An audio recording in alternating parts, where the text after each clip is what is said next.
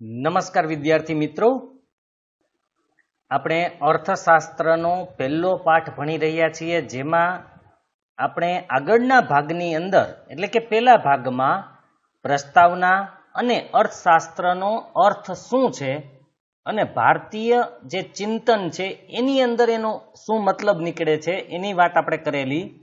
હવે આપણે જોવાનું છે પશ્ચિમમાં અર્થશાસ્ત્રનો ઉદ્ભવ અને વિકાસ. પશ્ચિમ એટલે પશ્ચિમના જે દેશો છે એની વાત અહીંયા કરેલી છે. તો ત્યાં અર્થશાસ્ત્ર કેવી રીતે ઉદ્ભવ્યું અને કેવી રીતે તેનો વિકાસ થયો તે આપણે વાત કરશું. જો તમને આ વિડીયો પસંદ આવે તો લાઈક કરજો, શેર કરજો અને જે વિદ્યાર્થી મિત્રોએ ચેનલને સબસ્ક્રાઇબ ન કરેલી હોય તે સબસ્ક્રાઇબ કરજો. હવે તત્વચિંતક હતો, ફિલોસોફર જેને કહેવાય, જે જીવન વિશેના ખ્યાલો રજૂ કરતો હોય એવો હતો એરિસ્ટોટલ. પહેલા આપણે એરિસ્ટોટલ કોણ હતો એની વાત કરી લઈએ. તમે કદાચ સોક્રેટિસનું નામ સાંભળેલું હશે.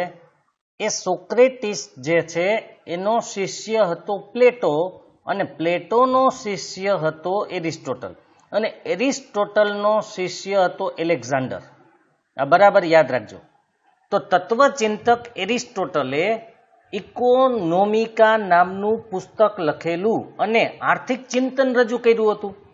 ત્યારના સમયમાં જીવન દર્શન કે જીવનનું ચિંતન રજૂ કરવામાં આવતું હતું, પણ એને એમાં આર્થિક ચિંતન એટલે કે આર્થિક બાબતો વિશે લખેલું. પણ ઔદ્યોગિક ક્રાંતિ બાદ જેમ ઉદ્યોગ ક્ષેત્રે સૂક્ષ્મ શ્રમ વિભાજન થયું અને વિશિષ્ટીકરણ થયું.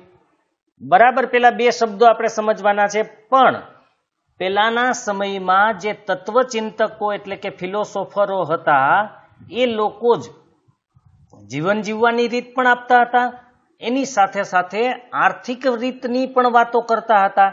એટલે કે બે ભેગું હતું. સમાજ જીવન અને આર્થિક બાબતો સંકળાયેલી હતી ત્યારે. પણ ઔદ્યોગિક ક્રાંતિ થઈ 1850 પછી યુરોપની અંદર ઔદ્યોગિક ક્રાંતિ થઈ. ઔદ્યોગિક ક્રાંતિ એટલે શું? તો 1850 પછી યુરોપમાં જુદા જુદા સાધનોની શોધ થઈ. સાધનો મતલબ યંત્રો, મશીનોની, અને ઝડપથી ઉત્પાદન થવા લાગ્યું, એટલા માટે એને ઔદ્યોગિક ક્રાંતિ કહેવામાં આવે છે. તો ઔદ્યોગિક ક્રાંતિ પછી ઉદ્યોગ ક્ષેત્રે સૂક્ષ્મ શ્રમ વિભાજન થયું. પેલા શ્રમ વિભાજન એટલે કામના ભાગ પાડવા. પેલા શું હતું કે કોઈ પણ કામ ગમે તે વ્યક્તિ કરતો, પણ ઔદ્યોગિક ક્રાંતિ પછી જેની ફાવટ જે હોય, મતલબ કે કોઈ એક વ્યક્તિ એક ચોક્કસ કામમાં નિપુણ હોય, હોશિયાર હોય, તો એ કામ એ જ કરે. એટલે સૂક્ષ્મ શ્રમ વિભાજન થયું અને વિશિષ્ટીકરણ થયું. વિશિષ્ટીકરણ કોને કહેવાય? તો કોઈ એક કામ એક જ વ્યક્તિ દ્વારા થાય અને તેમાં તે કુશળતા મેળવે, એ હોશિયારી મેળવે, પ્રવીણતા મેળવે. આમ કરવાનું કારણ શું? કારણ કે જો કોઈ એક વ્યક્તિ એક જ કામ કરશે તો એમાં હોશિયાર થશે અને એને કારણે ઉત્પાદન વધશે. પણ એક જ વ્યક્તિ જુદા જુદા કાર્યો કરશે તો એક પણ કાર્ય વ્યવસ્થિત કરી શકે નહીં. એટલા માટે આ ખાસ જરૂરી હતું. તેમ જ્ઞાનના ક્ષેત્રોમાં અભ્યાસ અને સંશોધનોમાં પણ વિશિષ્ટીકરણ થયું. મેં તમને પહેલા જ કીધું કે પહેલા સમાજ જીવન હોય કે આર્થિક જીવન હોય, બધું મિક્સ હતું. પણ હવે જ્ઞાનના ક્ષેત્ર અને એનો અભ્યાસ ને એના સંશોધનોમાં પણ અલગ આવ્યું કે ભાઈ સમાજ જીવન અલગ, આર્થિક જીવન અલગ. ભૌતિક વિજ્ઞાનોની જેમ સમાજ વિજ્ઞાન અને માનવ વર્તનનો અભ્યાસ કરતા શાસ્ત્રોમાં પણ વિશિષ્ટીકરણ થયું. મેં કીધું એમ પહેલા સમાજ વિજ્ઞાનમાં જ બધું આવી જાય અથવા તો માનવ વર્તનમાં બધું આવી જતું હતું, પણ એમાં પણ થોડો ફેરફાર થયો. એમાં ચોક્કસ ક્ષેત્રોના ભાગ પાડી દેવામાં આવ્યા, અલગ અલગ વિભાગો પાડી દીધા, તથા અભ્યાસની પદ્ધતિ માત્ર તર્ક કે કલ્પના આધારિત ન રહેતા પ્રયોગ અને ચકાસણી આધારિત વૈજ્ઞાનિક પદ્ધતિથી અભ્યાસ શરૂ થયો. પહેલા શું હતું કે કોઈ પણ મુદ્દા કે વસ્તુ વિશે વાત કરતા હોય તો એ ચેક કરેલી ન હોય, એ પ્રયોગ કરીને તપાસેલી ન હોય, માત્ર એની માન્યતા હોય, તર્ક હોય, દલીલ હોય, એની કલ્પનાઓ હોય, એના ઉપરથી એ પુસ્તકો લખતા, જ્ઞાન આપતા. પણ હવે શાસ્ત્રોની અંદર વિશિષ્ટીકરણ શરૂ થયું, એના ભાગો પાડવામાં આવ્યા, જેમાં એક ઉમેરો થયો પ્રયોગ અને એની ચકાસણી, પ્રાયોગિક ચકાસણી જેને આપણે કહીએ. એટલે કે એ પ્રયોગ કરી અને સિદ્ધ કરવામાં આવ્યું કે આ સાચું છે કે ખોટું છે. વૈજ્ઞાનિક પદ્ધતિથી અભ્યાસ શરૂ થયો. એટલે અત્યાર સુધી માનવીના આર્થિક વર્તનનો રાજ્યશાસ્ત્ર અને નીતિશાસ્ત્ર કે તત્વચિંતનના ભાગરૂપે અભ્યાસ થયો હતો. આપણે કીધું, એરિસ્ટોટલે એ જ કીધું હતું, તત્વચિંતન ભેગું જ આર્થિક જીવન એને નાખી દીધું હતું. પણ અત્યાર સુધી જે આર્થિક વર્તન હતું, આર્થિક જીવન હતું, આર્થિક બાબતો હતી, એ રાજ્યશાસ્ત્ર કે નીતિશાસ્ત્ર કે તત્વચિંતનમાં જ ભણાવવામાં આવતું હતું. હવે તેનો સ્વતંત્ર વિષય તરીકે અભ્યાસ શરૂ થયો. એટલે હવે માત્ર અર્થશાસ્ત્ર એટલે અર્થશાસ્ત્ર, એમાં અર્થની જ વાત હોય, આવક જાવકની જ વાત હોય, વિનિમયની જ વાત હોય. વિનિમય એટલે લેવડ દેવડ. તો હવે આપણે એની વાત કરીએ. ઔદ્યોગિક ક્રાંતિને કારણે મોટા યંત્રો, મોટા પાયે ઉત્પાદન થવા, કારણ કે યંત્રો આવ્યા. પેલા જે વસ્તુ માણસ બનાવતો હતો, હવે મશીનો દ્વારા બનવા માંડી, એટલે ઉત્પાદન વધ્યું. આર્થિક સત્તાનું કેન્દ્રીકરણ થવા માંડ્યું. કેન્દ્રીકરણ એટલે એક જ જગ્યાએ ભેગું થવું. આર્થિક સત્તા મતલબ કે પૈસાકીય જે સત્તા હતી, મૂડી હતી, સંપત્તિ હતી, એક જ જગ્યાએ ભેગા થવા લાગી. જંગી મૂડીરોકાણને પરિણામે એક નવી જ આર્થિક સામાજિક વ્યવસ્થા ઊભી થઈ. કારણ કે પહેલા મૂડીરોકાણ નહોતું. ગૃહ ઉદ્યોગો જેવું જીવન જીવતા હતા લોકો, ગૃહ ઉદ્યોગો કરતા હતા. એટલે એમાં મૂડીરોકાણ કે પૈસાની રોકાણની એટલી જરૂરિયાત ન હતી. પણ હવે ખૂબ જ મૂડીરોકાણની જરૂર પડી, કારણ કે મશીનો કે યંત્રો ખરીદવા પડે એટલા માટે. અને એક નવી જ આર્થિક અને સામાજિક વ્યવસ્થા ઊભી થઈ ગઈ, પૈસાકીય બાબતોની અને સમાજમાં. કારણ કે સમાજ જીવનમાં પણ આનાથી પરિવર્તન આવ્યું. આ સંદર્ભે કોઈ પણ દેશની આર્થિક સંપત્તિમાં વધારો થવાના કારણો શું હોઈ શકે? આર્થિક સંપત્તિ, એની મૂડી, એની જમીન, એ બધામાં વધારો થવાના કારણ શું હોઈ શકે? આ પ્રશ્ન પર ઊંડા ચિંતન બાદ 1776માં એડમ સ્મિથે અર્થશાસ્ત્રનું સ્વતંત્ર ચિંતન રજૂ કરતું પુસ્તક રજૂ કર્યું. યાદ રાખજો, એડમ સ્મિથ, જેને અર્થશાસ્ત્રના પિતા કહેવાય છે, ખાસ યાદ રાખજો તમે, એડમ સ્મિથ એટલે અર્થશાસ્ત્રના પિતા. જેમ ગણિતના પિતા આપણે આર્યભટ્ટને કહીએ છીએ, એમ અર્થશાસ્ત્રના પિતા એડમ સ્મિથને ગણવામાં આવે છે. 1776માં એને એક પુસ્તક રજૂ કર્યું હતું. એ પુસ્તકમાં શું હતું એ જોઈએ. એ પુસ્તકનું નામ હતું an inquiry into the nature and causes of the wealth of nations. જે ટૂંકમાં આ નામ બહુ મોટું હતું, એટલે ટૂંકમાં નામ હતું વેલ્થ ઓફ નેશન્સ. આ એડમ સ્મિથે લખેલું પુસ્તક 1776 તરીકે પ્રખ્યાત થયું. આ પુસ્તકને લીધે જ અર્થશાસ્ત્રનો સ્વતંત્ર અને વૈજ્ઞાનિક ઢબે અભ્યાસ શરૂ કરવાનું બહુમાન એડમ સ્મિથને મળ્યું. આપણે પહેલા વાત કરી કે અત્યાર સુધી અર્થશાસ્ત્ર કોઈ એક અલગ વિષય જ નહોતો. એ સમાજ વિજ્ઞાન હોય કે તત્વચિંતન હોય, એના ભેગો અભ્યાસ કરવામાં આવતો હતો. પણ એડમ સ્મિથને કારણે અર્થશાસ્ત્રનો સ્વતંત્ર અને વૈજ્ઞાનિક રીતે, ઢબ એટલે અહીંયા રીત, વૈજ્ઞાનિક રીત એટલે આપણે જે કીધું કે પ્રયોગો કરીને, ચકાસીને, તપાસીને કોઈ પણ નિષ્કર્ષ, તારણ મેળવવું, એટલે વૈજ્ઞાનિક ઢબે અભ્યાસ કર્યો. અને આ શરૂ કરવાનો જે શ્રેય છે, ફાળો છે, બહુમાન છે, એ એડમ સ્મિથને જાય છે. એડમ સ્મિથે આપેલી અર્થશાસ્ત્રની વ્યાખ્યા. હવે જુદા જુદા લેખક હોય, અર્થશાસ્ત્રી હોય, એને જે વ્યાખ્યાઓ આપી હતી એની આપણે વાત કરશું. અર્થશાસ્ત્ર એ સંપત્તિનું શાસ્ત્ર છે, કારણ કે અર્થશાસ્ત્રમાં સંપત્તિ જ હોય. સંપત્તિ એટલે કોઈ પણ મૂડી, જમીન, મકાન જે પણ હોય. તેઓ માને છે કે ઉત્પાદક શ્રમ દ્વારા ઉત્પન્ન થયેલા ભૌતિક સંપત્તિના ઉત્પાદન, વપરાશ અને વિનિમયનો અભ્યાસ કરતું શાસ્ત્ર એટલે અર્થશાસ્ત્ર. ઉત્પાદક શ્રમ એ એવો શ્રમ છે કે જેનાથી કંઈ ઉત્પાદન થાય તો એને ઉત્પાદક શ્રમ કહેવાય. એના દ્વારા જે કંઈ પણ ઉત્પન્ન થયેલી ભૌતિક સંપત્તિ હોય, એનું ઉત્પાદન કે એનો વપરાશ કરવો, અથવા તો વિનિમય એટલે કે લેવડ દેવડ કરવી, એને વિનિમય કહેવાય. તો આ બધાનો અભ્યાસ જે શાસ્ત્રની અંદર કરવામાં આવે તેને અર્થશાસ્ત્ર કહેવાય. બરાબર યાદ રાખજો, કોઈ પણ વ્યક્તિએ પોતાના શ્રમ દ્વારા જે ભૌતિક સંપત્તિ ઉત્પન્ન કરેલી છે, એ ભૌતિક સંપત્તિનો ઉપયોગ કેવી રીતે કરવો, એની વહેંચણી કેવી રીતે કરવી, એનો વિનિમય કેવી રીતે કરવો, એટલે કે લેવડ દેવડ કેવી રીતે કરવી, એનો અભ્યાસ જે પુસ્તક, જે શાસ્ત્રમાં કરવામાં આવે એને અર્થશાસ્ત્ર કહેવાય. એડમ સ્મિથે અર્થશાસ્ત્રને સામાજિક વિજ્ઞાનનો દરજ્જો આપ્યો, કારણ કે એ સામાજિક વિજ્ઞાન પણ હતું. શું કામે? કારણ કે તે એક બાજુ માનવીના આર્થિક વર્તનનો અભ્યાસ કરે છે, તો બીજી બાજુ તેની અભ્યાસ પદ્ધતિ વૈજ્ઞાનિક છે. વૈજ્ઞાનિક રીતે ચેક કરીને આ બનાવવામાં આવ્યું હતું, પદ્ધતિઓનો વિકાસ કરવામાં આવ્યો હતો, વિજ્ઞાન આધારિત હતી.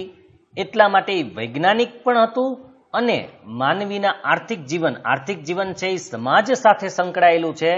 એટલે સામાજિક વિજ્ઞાન પણ અર્થશાસ્ત્રને કહેવાય છે, કારણ કે સમાજના જીવન પ્લસ આર્થિક બાબતોનો ઉલ્લેખ, અને એ પણ વૈજ્ઞાનિક રીતે ઉલ્લેખ કરેલો હતો. એટલા માટે એને સામાજિક વિજ્ઞાન કહેવાય છે. એડમ સ્મિથે માનવીના આર્થિક વર્તનનો સ્વતંત્ર રીતે અભ્યાસ કરવાનું શરૂ કર્યું. આર્થિક વર્તન એટલે માણસની આવક જાવક કેવી રીતે થાય છે, માણસ કેવી રીતે પ્રવૃત્તિઓ કરીને આવક અથવા જાવકનો હિસાબ રાખે છે, એની વાત છે અહીંયા. તો આર્થિક વર્તનનો સ્વતંત્ર રીતે અભ્યાસ કર્યો અને નીતિશાસ્ત્રને આર્થિક અભ્યાસથી દૂર રાખ્યું. પહેલા આપણે જોયું હતું કે જ્યારે ચાણક્યની વાત કરી હતી ત્યારે એને અર્થશાસ્ત્ર અને નીતિશાસ્ત્ર બેયને જોઈન્ટ કરી દીધા હતા. પણ જ્યારે એડમ સ્મિથે આ શરૂઆત કરી ત્યારે માત્ર ને માત્ર એને આર્થિક વર્તનનો જ અભ્યાસ કર્યો, નીતિશાસ્ત્રને આર્થિક બાબતોથી અલગ કરી નાખી.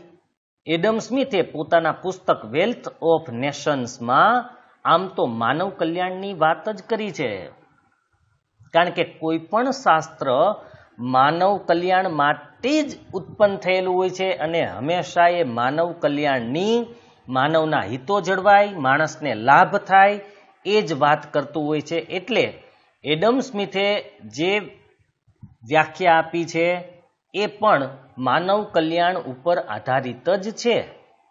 ત્યાર પછી બીજો મુદ્દો આપણે જોઈએ,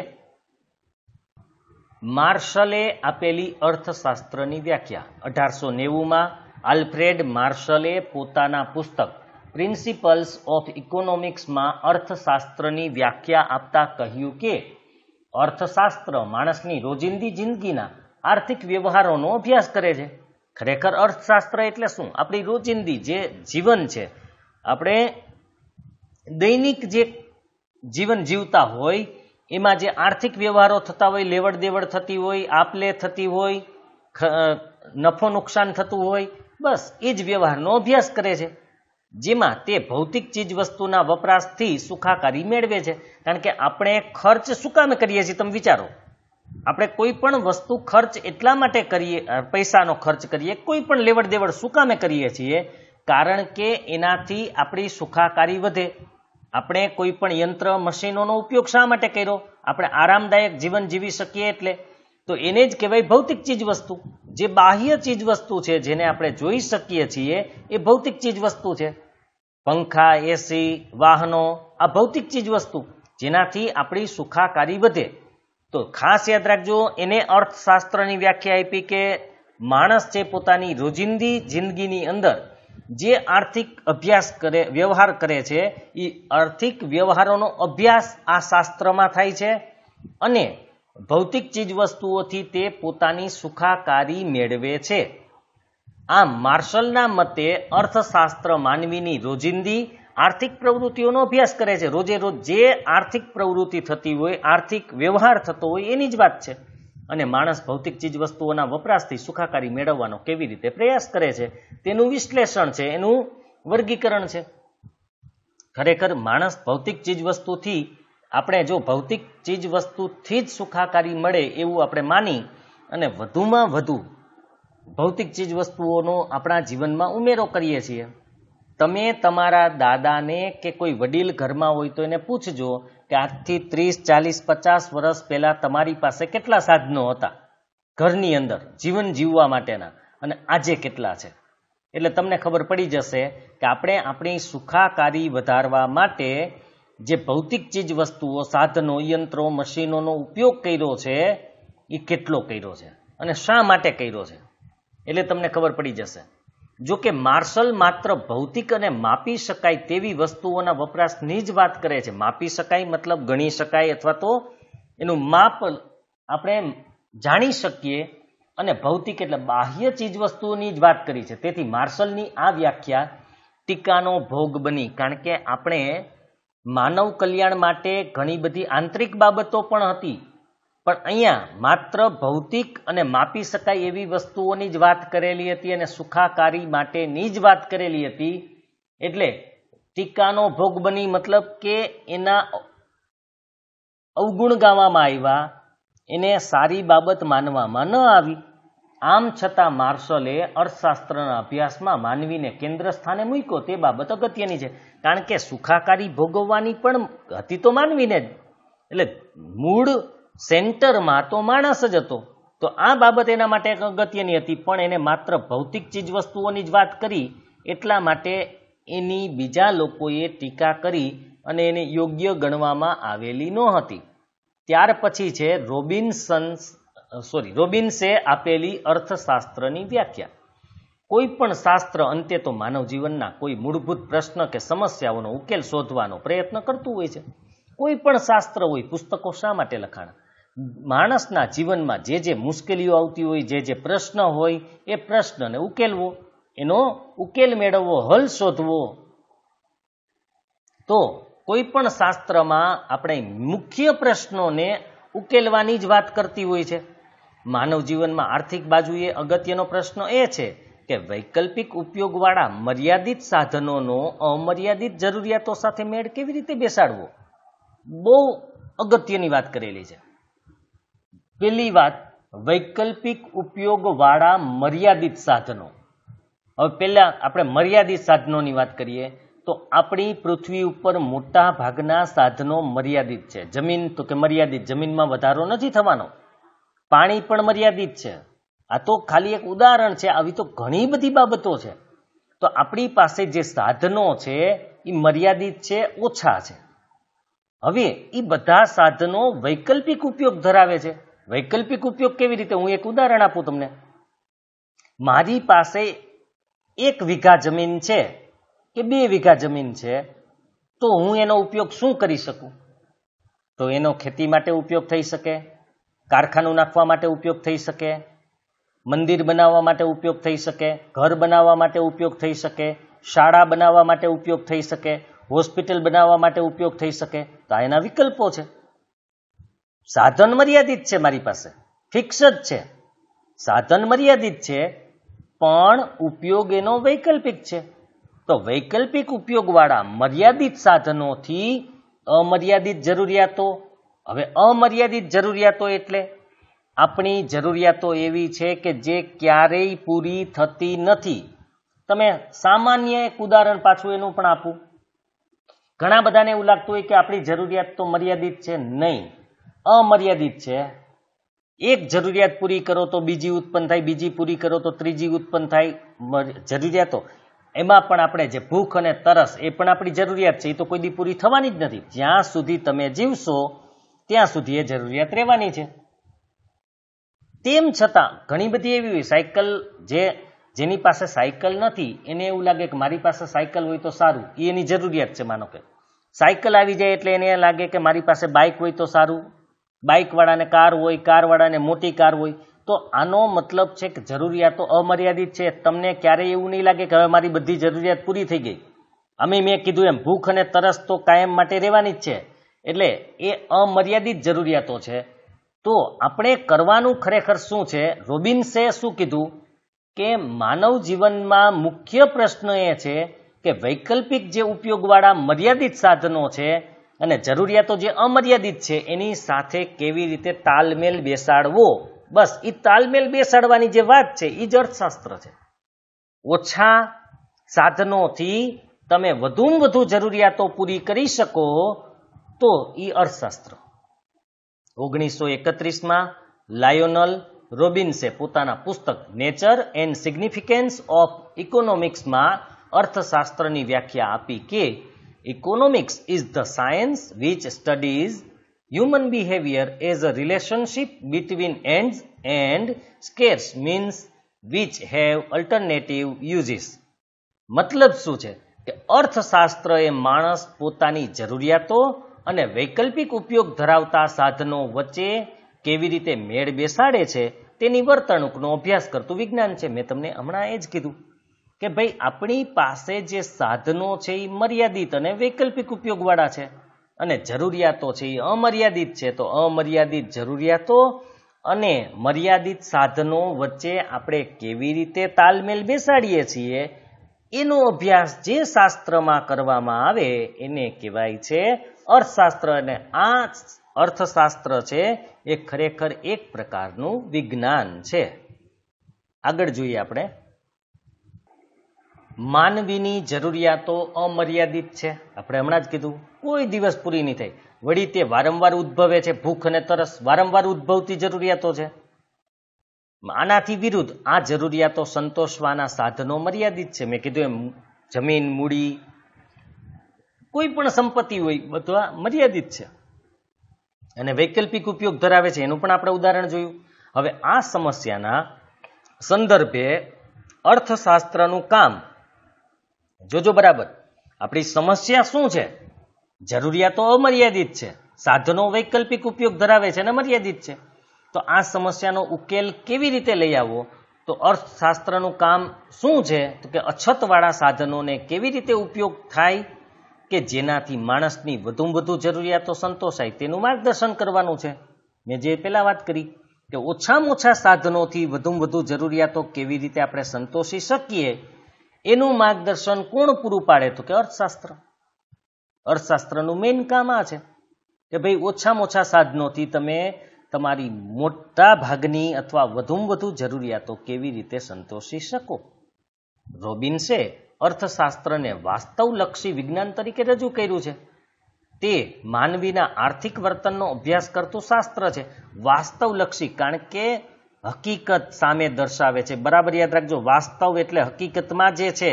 કારણ કે હકીકતમાં સાધનો ઓછા છે, જરૂરિયાતો વધારે છે, એની જ વાત રજૂ કરી છે. એટલે વાસ્તવલક્ષી, વાસ્તવિક બાબતોને ધ્યાનમાં રાખીને આ તૈયાર કરેલું છે. અને માનવીના આર્થિક જે વ્યવહારો છે, વર્તન છે, એનો અભ્યાસ કરતું એ શાસ્ત્ર છે. રોબિન્સ માને છે કે અર્થશાસ્ત્ર શું છે તેનો અભ્યાસ કરે છે કે શું હોવું જોઈએ તેવી નૈતિક બાબતોનો અભ્યાસ કરતું નથી. મતલબ બરાબર જોજો, અર્થશાસ્ત્ર શું છે તેનો અભ્યાસ કરે છે, શું હોવું જોઈએ તેવી નૈતિક બાબતોનો અભ્યાસ કરતું નથી. આ અર્થમાં તે વાસ્તવલક્ષી શાસ્ત્ર છે, આદર્શવાદી શાસ્ત્ર નથી. હવે પાછું વાસ્તવલક્ષી મેં તમને કીધું એમ કારણ કે તમારી નજર સમક્ષ કોઈ પણ પ્રશ્નનો ઉકેલ તમે મેળવી શકો છો. મેં કીધું એમ કે ભાઈ જમીનનો ટુકડો છે, ઉપયોગ શું કરશું? તો એ વાસ્તવલક્ષી છે. હવે હકીકતમાં એ શું છે એ દર્શાવે એને વાસ્તવલક્ષી કહેવાય, પણ શું હોવું જોઈએ એને આદર્શવાદી કહેવાય. હું તમને બીજું એક ઉદાહરણ આપું કે માણસ કેવો હોવો જોઈએ. આ વાત આપણે કરીએ ને તો એ આદર્શવાદી છે. ખરેખર એવું છે કે નહીં? જો તમારે વાસ્તવલક્ષી અભ્યાસ કરવો હોય તો કેવો હોવો જોઈએ એમ વાત નથી કરવાની. માણસ કેવો છે, કોઈ પણ એક માણસને પકડી લ્યો કે ભાઈ આ માણસ કેવો છે. આપણે ઘણી વાર કહેતા હોય કે ભાઈ સારો માણસ છે, ખરાબ માણસ છે, એ વાસ્તવલક્ષી છે. પણ હું એમ કહું કે કેવો માણસ હોવો જોઈએ તો એ આદર્શવાદી વાત છે. આપણે ઘણી વાર કહેતા હોય આદર્શ માણસ કેવો હોય, તો આદર્શ માણસની કલ્પના જ થઈ શકે. હકીકતમાં આદર્શવાદી વાતો, આદર્શવાદ જે છે એ ક્યાંય હોતો નથી. આપણે માત્ર કલ્પના, સારી સારી બાબતોની કલ્પના કરો એ આદર્શવાદ છે કે ભાઈ આમ હોવું જોઈએ ને તેમ હોવું જોઈએ. પણ ખરેખર રોબિન્સે શું કીધું કે અર્થશાસ્ત્ર શું છે બસ એનો જ અભ્યાસ કરીએ છીએ, એ વાસ્તવલક્ષી છે. અર્થશાસ્ત્રમાં શું હોવું જોઈએ એ આદર્શવાદી છે, પણ ખરેખર અર્થશાસ્ત્ર આદર્શવાદી શાસ્ત્ર નથી. એટલે કે એમાં શું હોવું જોઈએ એની વાત નથી કરવાની, શું છે એની વાત કરવાની છે. તો પણ જો આટલું આપણે સમજ્યા છીએ છતાં પણ હજુ કંઈ તમને પ્રશ્ન હોય તો તમે કોમેન્ટમાં જણાવજો, જેથી હું પાછો તમને જવાબ આપી દઉં અથવા તો નેક્સ્ટ વિડીયોની અંદર પણ એનો જવાબ આપી દઈશ. કારણ કે જે સરળ ભાષા હતી એની અંદર જ મેં સમજાવેલું છે, છતાં પણ કોઈને પ્રોબ્લેમ હોય, પ્રશ્ન હોય, કંઈ ન સમજાણું હોય તો તમે જણાવજો, તો નેક્સ્ટ વિડીયોમાં પણ સમજશો અથવા કોમેન્ટમાં. હવે આપણે આગળ વાત કરીએ સેમ્યુઅલ્સને આપેલ અર્થશાસ્ત્રની વ્યાખ્યા. Economics is the study of how society uses scarce resources to produce valuable commodities and distribute them among different people. હવે આનો મતલબ શું છે કે સમાજ કેવી રીતે પોતાના અછતવાળા સાધનો દ્વારા અગત્યની જરૂરિયાતોનું ઉત્પાદન કરે છે. આપણે એ પહેલા પણ વાત કરી કે ભાઈ ઓછામાં ઓછા સાધનોથી આપણી જે મુખ્ય જરૂરિયાતો કેવી રીતે પૂરી કરીએ છીએ અને જુદા જુદા લોકો વચ્ચે વહેંચે છે. આપણે જો વિનિમય પણ કરતા હોય, આપણી પાસે જે વધારાની વસ્તુ હોય આપણે બીજાને આપીએ છીએ, ભલે વેચતા હોય તો એ જરૂરિયાતો એકબીજાને કેવી રીતે વહેંચે છે તેનો અર્થશાસ્ત્ર અભ્યાસ કરે છે. અર્થશાસ્ત્રમાં શું છે, અછતવાળા સાધનોથી વધુમાં વધુ જરૂરિયાતો આપણે સંતોષી શકીએ અને એકબીજા વચ્ચે કેવી રીતે એની વહેંચણી કરીએ છીએ. આ એને કીધેલું 1947માં. એટલે સેમ્યુઅલ્સન સમાજની પસંદગીઓ અને વહેંચણીના મુદ્દાને અર્થશાસ્ત્રના અભ્યાસ ક્ષેત્રમાં મહત્વનું સ્થાન આપે છે. આમાં બે વસ્તુ છે. સમાજની પસંદગી મતલબ કે સમાજને કઈ વસ્તુની સૌથી વધુ જરૂરિયાત છે અને એ જરૂરિયાતને કેવી રીતે વહેંચવામાં આવે છે, કેવી રીતે આપલે થાય છે, કેવી રીતે એનો વિનિમય થાય છે, એ દર્શાવતું શાસ્ત્ર એટલે અર્થશાસ્ત્ર. આમ અર્થશાસ્ત્રની વિવિધ વ્યાખ્યાઓ પરથી આ પ્રમાણેના મુદ્દા મહત્વના બને. આ બધા ઉપરથી એક, અર્થશાસ્ત્ર એ માનવીના આર્થિક વર્તનનો અભ્યાસ કરતું શાસ્ત્ર છે, આપણે આગળ જોયું. વાસ્તવદર્શી શાસ્ત્ર છે, તેની અભ્યાસ પદ્ધતિ વૈજ્ઞાનિક છે, એટલે કે ચકાસીને તપાસીને પ્રયોગો દ્વારા સાબિત કરેલી છે. માટે તે સામાજિક વિજ્ઞાન પણ છે. વિજ્ઞાન છે એટલે એને ચેક કરવું પડે, તો એ સામાજિક વિજ્ઞાન પણ છે. હવે આગળ આપણે વાત કરીએ આર્થિક અને બિન આર્થિક પ્રવૃત્તિ, જે 10માના સમાજની અંદર પણ થોડો ઘણો અભ્યાસ આવ્યો હતો, છતાં પણ આગળ વાત કરીએ. આર્થિક પ્રવૃત્તિ, માણસ સતત પ્રવૃત્તિશીલ છે, પ્રવૃત્તિ કરતો જ હોય, એક્ટિવિટી કરતો જ હોય, ક્યારેય નિષ્ક્રિય બેસી રહેતો નથી. તે દિવસ દરમિયાનમાં અનેક પ્રવૃત્તિ કરે છે. મંદિરે દર્શન કરવા જાય, મિત્રોને મળે, દુકાને બેસે, રાજકીય ચર્ચાઓ કરે, ટીવી કે ફિલ્મ જુએ વગેરે. આવી તો કેટલી, ભણવા જાય, અત્યારે તો બંધ છે, પણ જ્યારે ભણવાનું હોય ત્યારે ભણવા જાય, આપણે રમવા જાય, કેટલી પ્રવૃત્તિ થતી હોય. અર્થશાસ્ત્ર માણસની બધી જ પ્રવૃત્તિઓનો અભ્યાસ નથી કરતું. મતલબ કે તમે મંદિરે ગયા, મિત્રોને મળવા ગયા, મેળામાં ગયા, ફરવા ગયા, તો કઈ બધી પ્રવૃત્તિઓનો અભ્યાસ અર્થશાસ્ત્રમાં નથી થતો. તો કેવી પ્રવૃત્તિનો અભ્યાસ થાય છે? પરંતુ તે માનવીની આર્થિક પ્રવૃત્તિઓનો જ અભ્યાસ કરે છે. તો આર્થિક પ્રવૃત્તિ એટલે શું એ આપણે જોઈએ. માટે અર્થશાસ્ત્રના અભ્યાસની શરૂઆતમાં આર્થિક પ્રવૃત્તિઓનો અર્થ સમજવો જરૂરી છે. કારણ કે આર્થિક પ્રવૃત્તિ એટલે શું એ ખબર હશે તો જ આપણે અર્થશાસ્ત્રને સમજશું. કેમ કે અર્થશાસ્ત્રમાં કોનો સમાવેશ થાય છે? તો કે આર્થિક પ્રવૃત્તિઓનો. તો આર્થિક પ્રવૃત્તિ એટલે શું, જો એ ખબર તમને પડી જાય તો અર્થશાસ્ત્ર સમજવું સરળ બની જાય. તો હવે આપણે જોઈએ આર્થિક પ્રવૃત્તિનો અર્થ. વિડીયો થોડો મોટો બની જશે, પણ જો આપણે સારી રીતે અભ્યાસ કરવો હોય, વધુમાં વધુ કોર્સ પૂરો કરવો હોય તો થોડા વિડીયો મોટા બનાવવા પડશે. માટે મિત્રો આખો વિડીયો જોજો, જેથી તમે સારી રીતે એની સમજૂતી મેળવી શકો. તો હવે આર્થિક પ્રવૃત્તિનો અર્થ, માણસ પોતાની જરૂરિયાતો સંતોષવાના હેતુસર વસ્તુઓ અને સેવાઓના વિનિમય માટે આવક મેળવવાની કે ખર્ચ કરવાની જે પ્રવૃત્તિ કરે છે તે આર્થિક પ્રવૃત્તિ છે.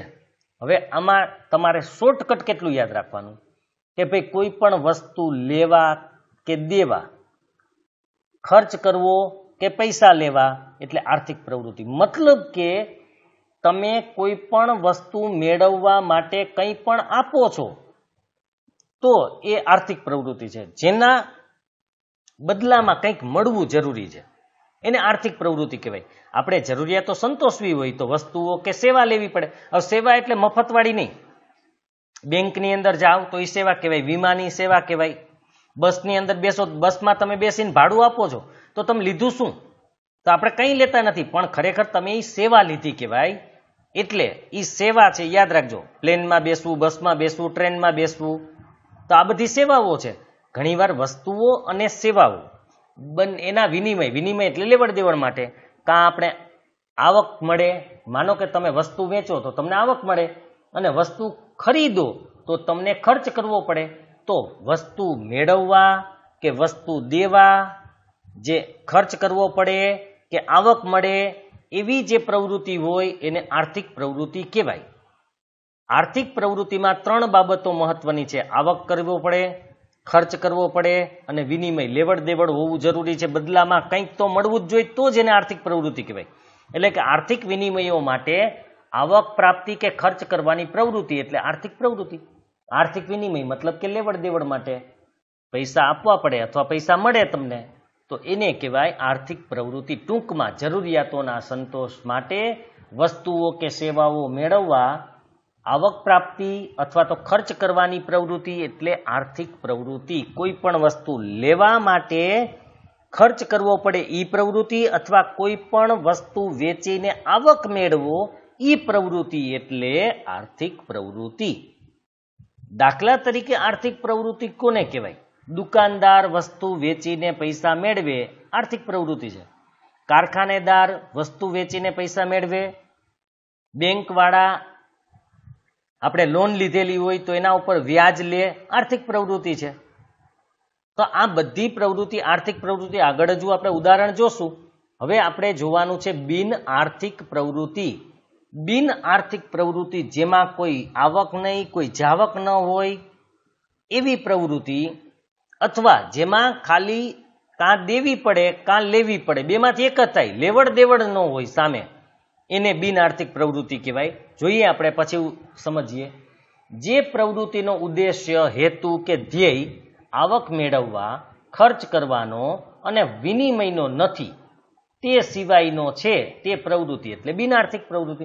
મતલબ કે આવક મેળવવા સિવાયનો કોઈ હેતુ હોય, ખર્ચ કરવા સિવાયનો કોઈ હેતુ હોય કે વિનિમય સિવાયનો કોઈ હેતુ હોય, તો એ બધી પ્રવૃત્તિ બિન આર્થિક છે.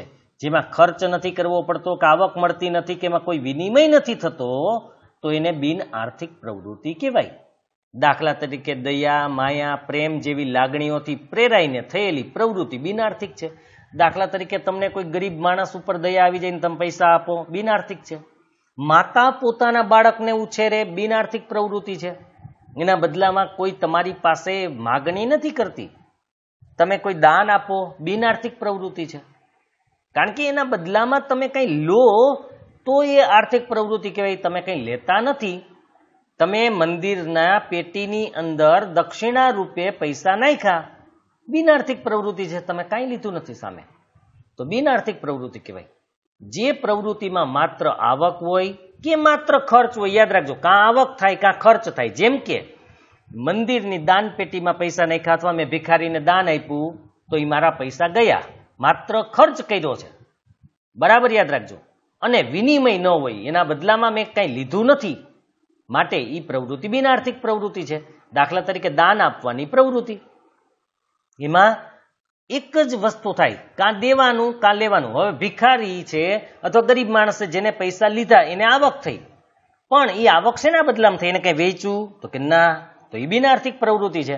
આપણે દીધું એટલે આપણો ખર્ચ થયો, પણ આપણે એના બદલામાં કંઈ લીધું તો કે ના, તો બિન આર્થિક પ્રવૃત્તિ છે. મતલબ કે કાં આવક કઈ થાય કાં જાવક કઈ થાય, પણ વિનિમય ન થાય તો બિન આર્થિક પ્રવૃત્તિ કહેવાય. અહીં ખર્ચ થાય છે, કેને? દાન આપવાની વાત છે કે અહીં ખર્ચ થાય છે, પણ સામે પ્રત્યક્ષ રીતે કશું મળતું નથી. આ આશીર્વાદ મળે એ અલગ વાત છે, પણ આશીર્વાદને આમાં ગણવાનું ન હોય. વળી કે આપણે દાન આપીએ ને તો આપણને આશીર્વાદ મળે, પણ આશીર્વાદને આપણે આર્થિક પ્રવૃત્તિમાં ગણવામાં આવતા નથી. તો અહીંયા પ્રત્યક્ષ રીતે તમને કંઈ મળતું નથી. પરોક્ષ રીતે કદાચ આશીર્વાદ મળે એ અલગ વાત છે. પ્રત્યક્ષ અહીંયા સામે એક હાથ લો એક હાથ દો, એના જેવું કંઈ નથી. આ વ્યાખ્યા પરથી એમ તારવી શકાય કે વ્યક્તિ કશુંક મેળવવાની આશા સાથે લાભ અને ગેરલાભની તુલના સાથે જે પ્રવૃત્તિ કરે તે આર્થિક પ્રવૃત્તિ છે. એ વિચારે કે ભાઈ આ પ્રવૃત્તિ કરવાથી મને લાભ થશે કે ગેરલાભ, તો એ આર્થિક પ્રવૃત્તિ કહેવાય. માતા પોતાના બાળકને ઉછેરે ત્યારે એમ વિચારશે કે આ બાળક મને મોટું થઈને રાખશે કે નહીં રાખે, મને ફાયદો થશે કે નુકસાન થશે, નથી વિચારતી, તો એ બિન આર્થિક પ્રવૃત્તિ છે. પણ જ્યારે તમે તમારા નફા નુકસાનની વાત કરતા હો એની સરખામણી કરતા હોય, કશુંક મેળવવાની આશા હોય, ત્યારે જે પ્રવૃત્તિ તમે કરો તે આર્થિક પ્રવૃત્તિ છે, જેમાં વિનિમય થવો જરૂરી છે. મેં કીધું એમ એક હાથ લે એક હાથ દે, કંઈક લો કંઈક દો, આર્થિક પ્રવૃત્તિ છે. આર્થિક પ્રવૃત્તિની સ્પષ્ટ સમજ માટે નીચેના ઉદાહરણો જુઓ. હોટેલમાં જઈને જમવું, શું કામે? શું કર્યું એમાં? ખર્ચ કરીને તમારી જરૂરિયાત સંતોષી, તમે કંઈક મેળવું છે. થિયેટરમાં જઈને ફિલ્મ જોવી, ખર્ચ કરીને તમે મનોરંજન મેળવું છે, પણ તમને પ્રાપ્ત તો થયું જ છે. ખેતરમાં જઈને મહેનત કરવી, શ્રમ કરીને ઉત્પાદન મેળવવું, શાળામાં બાળકોને ભણાવી પગાર મેળવવો શિક્ષક માટે, તો સેવા આપીને આવક મેળવવી, આને પણ સેવા કહેવાય. કારણ કે આમાં કોઈ વસ્તુ જેવું નથી આપતા, પણ જ્ઞાન આપો છો એટલે એના બદલામાં તમને કંઈ મળે પણ છે. તમે જે ભણાવવાનું કામ કરો છો એના બદલામાં તમને આવક મળે છે, તો એ આર્થિક પ્રવૃત્તિ છે. આમ માણસની અનેક જરૂરિયાતો છે. આ જરૂરિયાતો પૂરી કરવા માટે જે વસ્તુઓ કે સેવાઓની જરૂર પડે છે, કારણ કે જરૂરિયાત પૂરી કરવી હોય તો અમુક વસ્તુની જરૂર પડે, તે મેળવવા માટે કાં તો વસ્તુ કે સેવા આપવી પડે છે અથવા નાણાં આપવા પડે છે. બરાબર યાદ રાખજો, કાં તમારે વસ્તુ વેચવી પડે અને એના બદલામાં તમને નાણાં મળે, અથવા નાણાં આપો તો એના બદલામાં તમને વસ્તુ કે સેવા કે એ મળે. તો ખાસ કરીને વસ્તુ લેવા કે દેવા, નાણાં આપવા પડે કે આપણને નાણાં મળે. તો નાણાં મેળવવા માટે આપણી પાસે જે વસ્તુ સેવા શ્રમ જે છે એ આપણે આપવો પડે.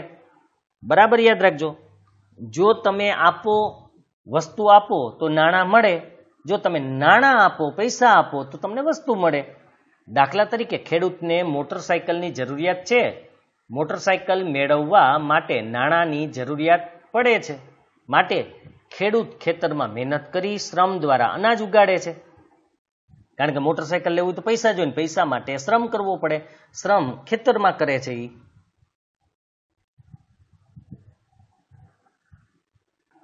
અને એ શ્રમ દ્વારા જે અનાજ ઉગે એ અનાજ વેચીને નાણાં મેળવે છે, અને આ નાણાં દ્વારા મોટરસાયકલ મેળવે છે. આવું જ અભિનેતા એટલે કે એક્ટર, ફિલ્મના હીરો, શિક્ષક, વકીલ, મૂડીપતિ એટલે કે પૈસાદાર વ્યક્તિ, ઉદ્યોગપતિ બધા જ કરે છે. એટલે કે કંઈક વેચી કંઈક આપીને એના બદલામાં કંઈક મેળવે છે. અને આ કશુંક મેળવવા માટે આવક પ્રાપ્ત કરવાની કે ખર્ચ કરવાની પ્રવૃત્તિ એટલે આર્થિક પ્રવૃત્તિ. તમે પૈસા આપો તો અને એના બદલામાં કંઈક મેળવો તો પણ આર્થિક પ્રવૃત્તિ, વસ્તુ આપીને પૈસા મેળવો તો પણ આર્થિક પ્રવૃત્તિ. વિદ્યાર્થી મિત્રો, તમે શિક્ષણ મેળવો છો તે પણ આર્થિક પ્રવૃત્તિ છે. કારણ તમે શિક્ષણ દ્વારા ડિગ્રી, ડિગ્રી દ્વારા નોકરી, નોકરી દ્વારા પગાર અને પગાર દ્વારા તમારી જે જરૂરિયાતો છે એ સંતોષવા માંગો છો. એનો મતલબ કે જરૂરિયાત સંતોષવા માટે, કંઈક વસ્તુ પ્રાપ્ત કરવા માટે તમે કોઈ ક્રિયા કરો છો, માટે એ આર્થિક પ્રવૃત્તિ છે. તો હવે આપણે નેક્સ્ટ જે મુદ્દો છે એકમલક્ષી અર્થશાસ્ત્ર અને સમગ્ર લક્ષી અર્થશાસ્ત્ર, એનો અભ્યાસ આપણે આના પછીના ભાગમાં કરીશું. ખાસ મિત્રો વિડીયોને બને એટલો શેર કરજો અને લાઈક કરજો, જેથી હું આવા સારા ને સારા વિડીયો બનાવી શકું, મને પ્રોત્સાહન મળે. અને કોમેન્ટમાં પણ મને જણાવજો તમને કેવો લાગે છે, કારણ કે ઘણા બધા વિદ્યાર્થીઓ કોમેન્ટ કરે છે પણ અમુક વિદ્યાર્થીઓ કોમેન્ટ નથી કરતા. તો એ કોમેન્ટ કરીને જણાવી શકો. જો તમને કંઈ સુધારવાની જરૂર લાગતી હોય, કંઈ વિડીયોમાં મને ફેરફાર કરવાની તમને એવું લાગતું હોય કે ફેરફાર કરવાની જરૂર છે, તો સલાહ સૂચન પણ તમે આપી શકો છો. અને સારો લાગે તો તમે મને પ્રોત્સાહન પણ આપી શકો છો. મિત્રો લાઈક કરજો. હવે આપણે નેક્સ્ટ વિડીયોમાં ફરીથી મળશું.